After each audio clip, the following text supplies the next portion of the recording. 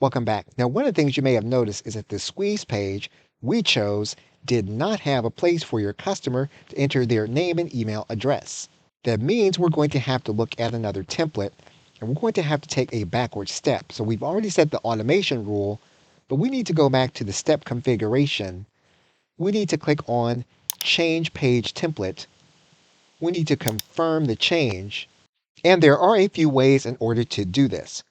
We can pick a template that does have a place for your customer to enter their name and email address. And we can customize that template.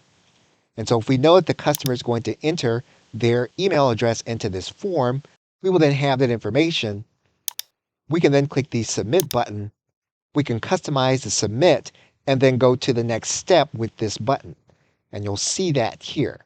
In order to use the page that we selected, you notice here that we have the button and the action of that button. Instead of sending the individual to the next step, what we can do is we want to have a pop-up to happen. System does give you control over that pop-up. And so we can click here and we can click on Add Pop-up. And this is where the individual will actually get their name and email address that we will use in the automation. So we do need to make sure that at this step, we are collecting the name and email address. We can choose the way that we think the customer is more likely to take advantage of, but we do want that to happen before the customer moves on to the next step so that the automation will send them access to the course. Okay, so with that, thanks, and I will see you in another video.